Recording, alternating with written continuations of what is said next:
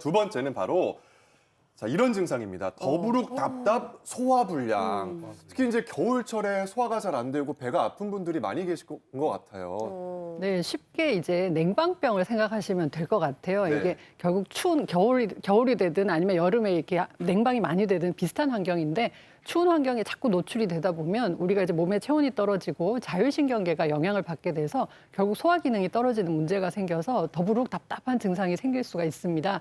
그리고 이제 춥다 보면 아무래도 실내 활동을 많이 하게 돼요. 밖에 잘 안 나가시고 맞아요. 실내에서 생활하시다 보면 아무래도 밖에 나가는 것보다는 실내에 있는 게 활동량이 많이 줄어들기 때문에 활동량 감소로 인해서 우리가 소화 기능이 떨어지는 경우가 있기 때문에 조금 많이 움직여 주시면 좀 더 좋을 것 같습니다. 네, 그러면 소화가 잘 안 될 때 어떤 식재료를 활용해서 요리하면 좋은지 확인해 보겠습니다. 네. 여기 준비가 되어 있는데요. 무, 호박, 부추, 조기 이런 게 도움이 되는 식재료라고요, 박 교수님? 네, 무 같은 경우는 사실은 뭐 무즙 막 해서 막 마시고 그런 분도 계시잖아요. 이게 네. 디아스테잘이라는 그 성분이 들어있기 때문에 이게 천연 거의 소화제라고 볼 수 있습니다. 아. 그래서 상당히 소화 기능이 떨어져 있거나 하시는 분들한테는 되게 좋은 영향을 줄 수 있고요.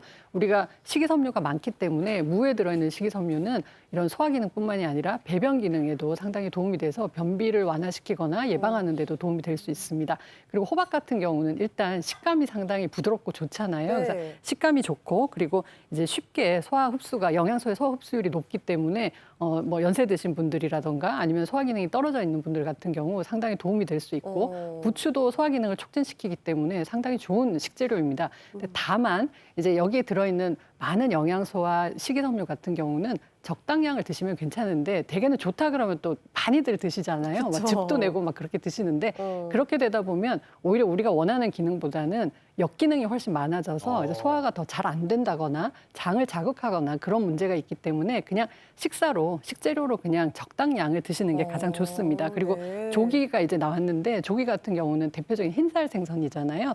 조기를 포함해서 뭐 광어라든가 대구라든가 이런 생선 같은 경우는 지방 함량이 좀 적고 상당히 담백합니다. 그래서 소화 기능 좋아지게 하는데도 도움이 될 수 있고요. 단백질 식품이기 때문에 상당히 좋은 식재료라고 볼 수 있죠. 네, 자 그래서 이렇게 좋은 재료들이 듬뿍 들어간 국물 보양식 추천 요리는요. 바로 이겁니다. 양지머리 얼큰 육개장. 이 요리가 소화불량에 어떤 도움이 될까요, 손 교수님? 네, 소고기에는 단백질과 철분이 많이 들어있어서 체력 증진에 아주 좋고요. 또 소고기의 비타민인 리보플라빈은 소화기의 점막 건강에도 도움이 됩니다. 또 요리에 들어가는 고춧가루는 식욕을 촉진시키고 혈액순환을 증진시켜서 소화 흡수를 도울 수가 있어서 소화 불량에 도움이 되는 음식이라기보다는 소화 기능이 좋지 않은 분들에게 겨울철에 즐길 수 있는 그런 음식이라고 볼 수가 있겠습니다. 또 파와 마늘이 들어가고 또 무도 소화 기능에 좋은 무도 들어가기 때문에 소화 기능이 좋지 않은 분들에게 겨울철에 좋은 그런 요리라고 볼 수가 있겠습니다.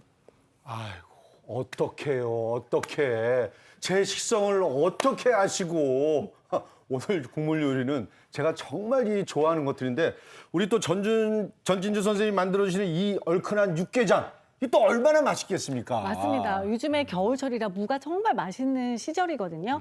그럴 때는 물을 듬뿍 넣고 푹 고듯이 이거 육개장을 끓여내시면은 정말 뜨끈뜨끈하고 맛있는 육개장을 드실 수 있습니다. 자, 그래서 제일 먼저 준비할 거는 요게 다시마하고 표고버섯. 네, 다시마하고 표고버섯을 우려 놓으시면 되는데 이런 거는 냉장고에 한 이틀 놔둬도 되니까 네. 미리미리 좀 이렇게 담궈 놓으셨다가 쓰시면 훨씬 더 맛있게 드실 수 있고요. 구수하겠어요. 네, 훨씬 맛있습니다. 자, 팬을 예열한 다음에 네. 기름을 조금 넉넉히 둘러주시고 여기다 마늘을 볶아주세요. 마늘을 먼저 볶아주시고 마늘 향이 싹 올라오면 이때 뭐 양파나 대파 이런 것도 같이 볶아주셔도 괜찮기는 해요. 네, 그래서 향이 올라오면 같이 볶아주셔도 되고 나중에 넣으셔도 되고. 근데 저는 마늘하고 양파 먼저 볶으니까 이게 이제 잡내도 잡아줘서 좋아요. 이렇게 볶다가 향이 올라오면 핏물을 쫙 뺀 고기를 넣어서 볶아주세요. 소고기죠, 소고기. 네네, 소고기 양지예요. 한우. 육개장에는 또 에이스 아니겠습니까? 네, 그럼요. 이게 국물이 진하게 올라오거든요. 볶을 땐 계속 이렇게 저어주면 되는 그럼요. 거예요. 그래서 타지 않게. 타지 않게 이렇게 저어주고 네. 이때 중요한 게 고춧가루예요. 고춧가루. 지금 넣어요? 고춧가루를 지금 넣어서 불을 약하게 한 다음에 네. 네.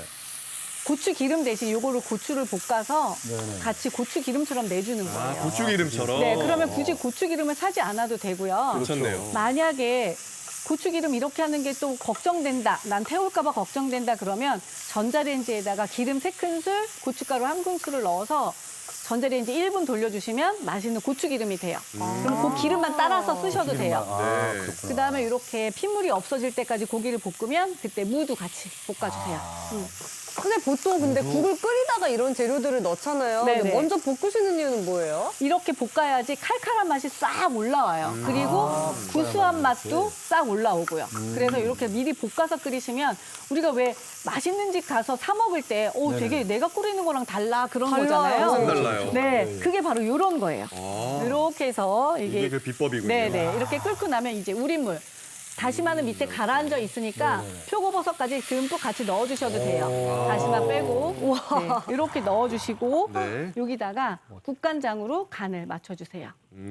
그래서 이렇게 혹시 싱거우면 그때 가서 소금으로 네. 마저 간을 하면 되는데 슴슴하게 먹는 게 좋으니까. 그쵸 네, 그쵸 조금씩만. 조금씩 네, 넣으면 너무 좋고요. 좋겠습니다. 그 다음에 아주 팔팔 끓을 때 간을 보시면 안 돼요. 네. 네, 그러면 그 짠맛을 잘 못 느껴요. 오. 그래서 옆에 지금 이렇게 해서 끓여놓고 있거든요. 끓여놓은 네, 거. 대파도 듬뿍 넣어가지고 한 소끔 끓여주시면 돼요. 옆에 끓인 거 보여드릴게요. 이렇게 완성이 자, 되는군요. 이렇게 끓고 있어요. 이야. 네, 색깔이 엄청 바글바글 끓네요. 끓고 있죠. 네.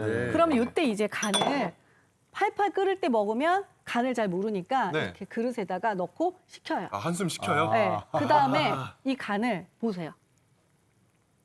아, 이렇게 식힌 다음에 마셔야 그래야 되는구나. 정확하게 뜨거울 때 하면은 아, 자꾸 싱겁게 느껴지거든요. 맞아요. 그럼 그래서 여기다- 이게 식으면 엄청 짜지더라고요, 그렇죠, 나중에. 짜지고. 그렇죠. 네. 그래서 여기다가 청양고추랑 홍고추 딱 넣으면은 네. 요건 그걸 이제 하기 위해서. 네. 이렇게 얼큰탕. 활용한 점정을 찍었습니다. 네 야. 이렇게 해서 제가 국물을 퍼드릴게요.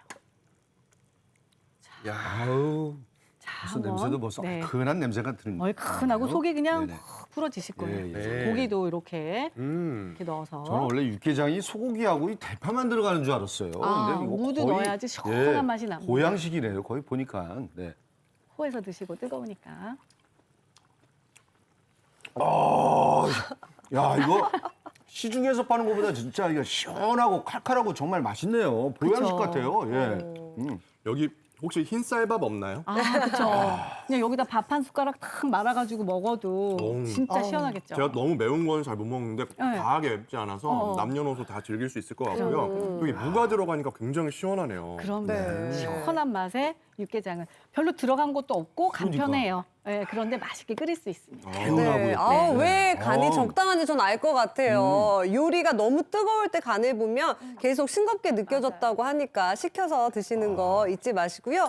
그리고 재선 씨가 아까 흰쌀밥이 생각이 난다고 했는데 왜 소화가 잘 안 되면 말아먹게 되거나 물에 가서 넣어서 또 말아먹는 경우가 있거든요. 그럴 때 송 교수님이 추천해 준 것이 있습니다.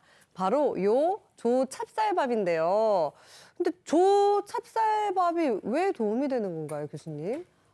찹쌀은 일단 영양 성분이 풍부하고요. 또 주 성분인 전분이 아밀로펙틴 구조로 되어 있기 때문에 점막을 보호하고 또 소화를 돕는 그런 효과를 가지고 있는 그런 재료이고요. 또 성질이 따뜻하기 때문에 겨울철에도 아주 도움이 됩니다.